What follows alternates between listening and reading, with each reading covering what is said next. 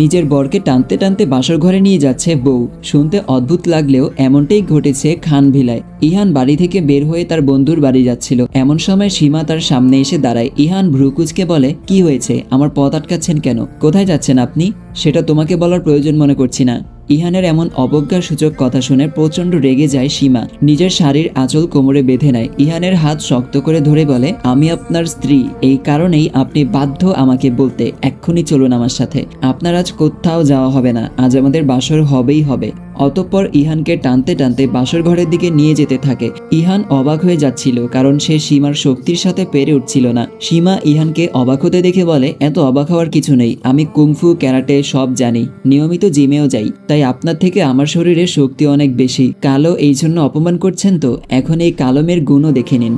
ইহানকে বাসর ঘরে নিয়ে এসে দরজা বন্ধ করে দেয় সীমা। ইহানকে বিছানায় ধাক্কা দিয়ে ফেলে দেয়। ইহান তোতলাতে তোতলাতে বলে, কি করছেন আপনি? আমার দিকে এগোবেন না, দেখুন এটা কিন্তু ভালো হবে না। সীমা ইহানকে ধমক দিয়ে বলে, চুপ, একদম চুপ করে থাকুন। আপনাকে তো আমার কোনো অ্যাঙ্গেল থেকে পুরুষ মনে হচ্ছে না। কোথায় আমি লজ্জায় পেয়ে বাসর ঘরে বসে থাকবো আর আপনি এসে আমার লজ্জা ভাঙাবেন? তা নয়, আপনাকেই আমাকে টানতে টানতে নিয়ে আসতে হচ্ছে। এখন তো মনে হয় আমাকে নিজের স্ত্রীর অধিকারও আদায় করে নিতে হবে।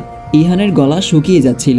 জীবনে এই প্রথম এমন পরিস্থিতির সম্মুখীন হয়েছিল সে। কি করবে সেটাই বোধগম্য ছিল না তার। এমন সময় সীমা তার পাশে শুয়ে পড়ে। ইহান উঠে যাওয়ার চেষ্টা করলে সীমা বলে, খবরদার, এখান থেকে এক পাও নড়বেন না। যদি আমার কথা না শোনেন তাহলে কিন্তু আমি নিজের স্ত্রীর অধিকার দেখাবো। ইহানের উপর এই কথার প্রভাব পড়ে। ইহান আর ওঠার দুঃসাহস দেখায় না। সীমা ডেভিল স্মাইল দিয়ে নিজের ভয়ে সেলিব্রেশন করে। অতঃপর মনে মনে বলে, এভাবেই ধীরে ধীরে আপনাকে বশ করে নেব। একসময় আপনার পুরো হৃদয়ে নিজের জন্য জায়গা করে নেব। আপনার হৃদয় জুড়ে থাকবো আমি। মান্নাত বেগম নিশ্চিন্তে ছিলেন এটা ভেবে যে ইহান হয়তো তার বন্ধুর বাড়িতে গেছে। এই ভেবে সারা রাত তিনি শান্তির ঘুম দিয়েছেন। সকালে উঠে তিনি নিচে চলে এসেছেন চা খাওয়ার উদ্দেশ্যে। সোফায় বসে পা দুলিয়ে দুলিয়ে জরিনাকে বলেন, এই জরিনা, চা দিয়ে যা। এখন একটি অ্যাড চলবে, আপনারা চাইলে স্কিপ করতে পারেন।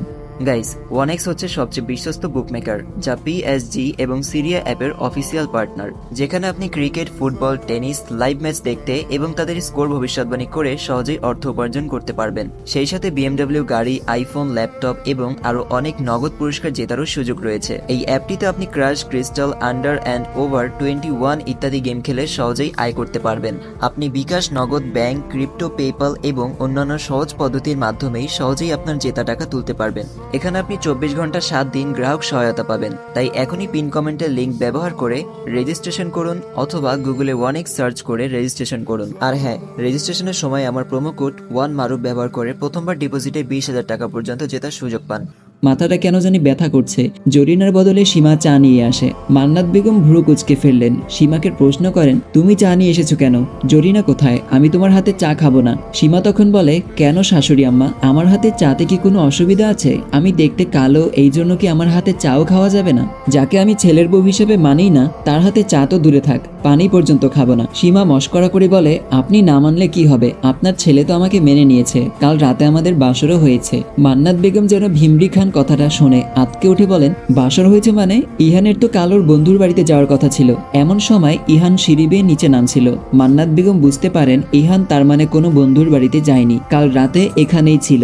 মান্নাত বেগম ইহানকে দেখা মাত্রই তার কাছে ছুটে গিয়ে বলে, এটা তুই কি করলি ইহান? এই মেয়েটাকে তোর থেকে দূরে রাখার জন্য আমি কত কি করলাম, আর তুই এইভাবে আমার সব কসরত পানি করে দিলি। এই মেয়েটার সাথে বাসরও করে নিলি। এখন এই মেয়েকে আমি এখান থেকে কিভাবে তাড়াবো? তুমি চিন্তা করো না আম্মু, ওই মেয়েটার সাথে আমার কিছুই হয়নি। আমার রুচিবোধে তো নিচে নেমে যায়নি। সীমা এবার অনেক বেশি অপমানিত বোধ করে। রেগে গিয়ে ইহানের দিকে চা ছুঁড়ে মারে। ইহানের হাতে পড়ে সেই চা। ইহান আর্তনাদ করে ওঠে। সীমা ক্রোধাক্রান্তি হয়ে বলে, আমাকে নিয়ে ফার্দার আর এরকম কথা বলার সাহস দেখাবেন না মিস্টার ইহান খান। আমি সব সহ্য করব, কিন্তু নিজের অপমান সহ্য করব না। সাদা চামড়া নিয়ে খুব অহংকার না আপনার? এখন দেখুন আপনার হাত কিভাবে পুড়ে গেল। এভাবে আল্লাহ না করুক কোনোদিন যদি আপনার পুরো শরীর পুড়ে যায়, তখন এই সাদা চামড়ার কিন্তু আর কোনো দাম থাকবে না। তাই সময় থাকতে বদলে যান। আল্লাহর সৃষ্টিকে অপমান করবেন না। ইহান ও মান্নাত বেগম দুজনেই সীমাকে অনেক গালাগালি করতে থাকে। সীমা সেসব অগ্রাহ্য করে নিজের মতো রান্নাঘরে চলে যায়। আজ যেহেতু তার বউ ভাত, তাই নিজের হাতে সবার জন্য রান্না করবে, এটাই তার উদ্দেশ্য। রায়হান খান বাড়িতে আসা মাত্রই মান্নাত বেগম তার কানে সীমার নামে বিষ ঢালা শুরু করেছেন। সকালের ঘটনাটাকে টেনে এনে বললেন, এ কেমন মেয়েকে বউ করে আনেছো?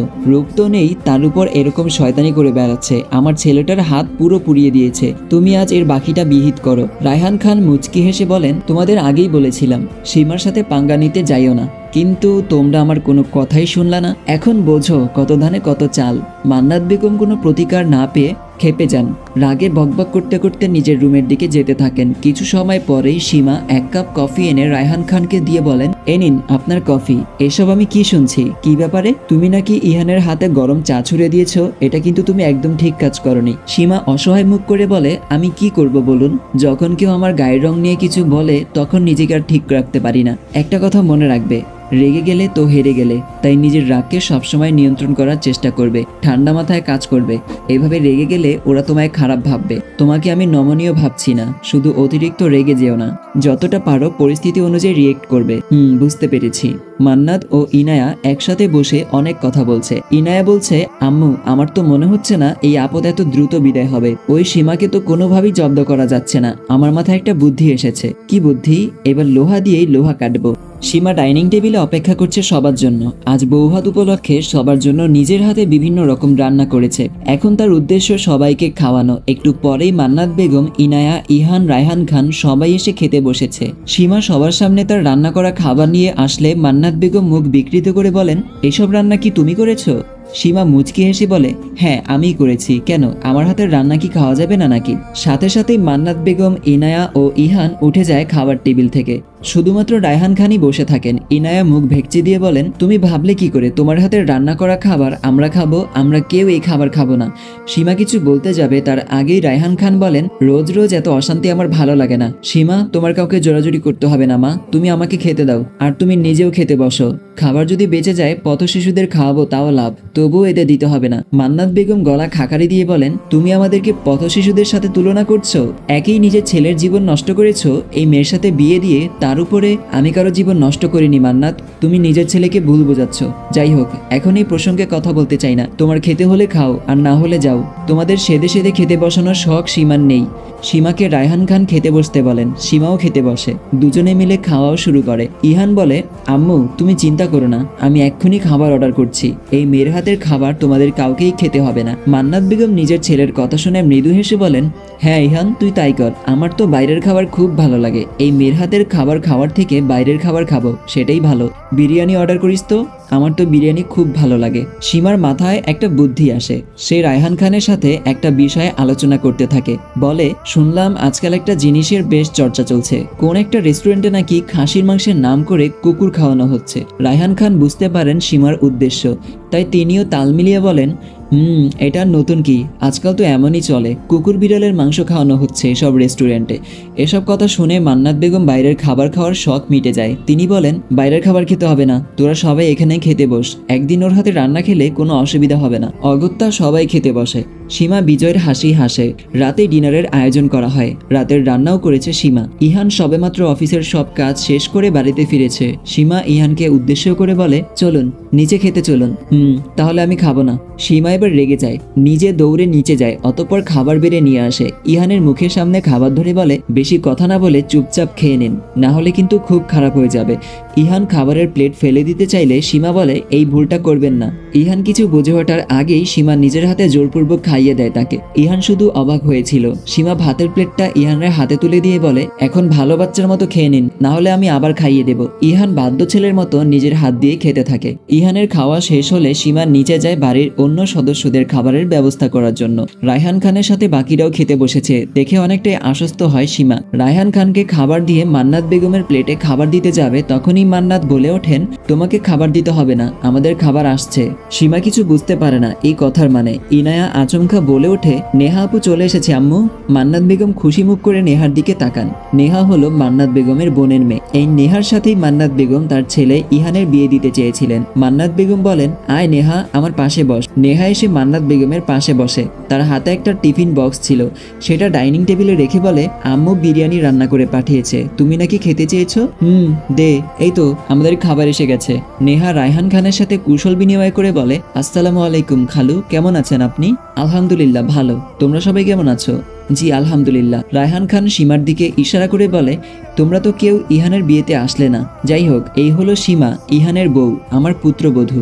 নেহা সীমার সাথে কুশল বিনিময় করে বলে, কেমন আছেন ভাবি? আপনার সাথে মনে হয় আমার পরিচয় নেই। আমি নেহা, আমিও আপনার এক প্রকার ননদ। সীমা মৃদু হেসে নেহার সাথে কিছু কথা বলে। সীমা রুমে সেই ওয়াশরুমে চলে গেছিল ফ্রেশ হতে। ওয়াশরুম থেকে বের হয়ে নেহাকে রুমে দেখে চমকে যায় সীমা। নেহাকে স্বাভাবিক লাগছিল। সীমাকে দেখে নেহা বলে, আপনার সাথে পরিচিত হতে আসলাম। দুজন মিলে অনেকক্ষণ গল্প করে। অতঃপর নেহা সীমাকে এমন কিছু কথা বলে যা তার ধারণার বাইরে ছিল। নেহা বলে, আপনি জানেন কিনা জানি না ভাবি, আপনার শাশুড়ি মানে আমার খালা ইহান ভাইয়ার সাথে আমার বিয়ে দিতে চেয়েছিল। আমার পরিবার থেকেও ইতিবাচক সাড়া ছিল, কিন্তু খালু এর মাঝে আপনার সাথে ইহান ভাইয়ের বিয়ে ঠিক করায় এটা নিয়ে অনেক ঝামেলা হয় আমাদের মাঝে। খালার সাথে আমার মায়েরও অনেক কথা কাটাকাটি হয়। এই নিয়ে অনেক কিছু হয়ে গেছে। এখন যখন বিয়ের পর ইহান ভাইয়া বিয়েটা মানছে না, তখন খালা আমার সাথে আবার ইহান ভাইয়ের বিয়ে দিতে চাইছে। আমার মায়েরও সেটাই ইচ্ছে। সীমার মোটেও ভালো লাগে না কথাগুলো শুনে। তবুও সে বলে, আপনার কি ইচ্ছে নেহা? আপনিও কি চান ইহানকে বিয়ে করতে? নেহা প্রায় হেসেই দেয় এসব কথা শুনে।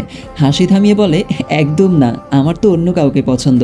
মানে আমার একজন বয়ফ্রেন্ড আছে। আমি তো মাঝখানে খুব চিন্তায় ছিলাম যে আমুন আবার ইহান ভাইয়ের সাথে আমার বিয়ে দিয়ে দেয়। তাই তো তোমার সাথে ইহান ভাইয়ের বিয়ে হওয়ায় সব থেকে বেশি খুশি আমিই হয়েছি। সীমা নিশ্চিত হয় নেহাকে নিয়ে তাহলে আর কোনো অসুবিধা নেই। নেহা সীমার কাছ থেকে বিদায় নিয়ে রুম থেকে চলে যায়। আসসালামু আলাইকুম এভরিওয়ান, আজকের পর্বটা এখানেই শেষ করছি। আর হ্যাঁ, কিছু ঝামেলা চলছে আমার, সেই কারণে গল্পগুলো দিতে একটু লেট হচ্ছে। সো প্যারানাই চিল, তো চিন্তা করবেন না, আমি প্রতিদিন গল্প দেওয়ার ট্রাই করব। সো দেখা হচ্ছে পরবর্তী ভিডিওতে। সবাই সুস্থ থাকবেন, ভালো থাকবেন, আল্লাহ হাফেজ।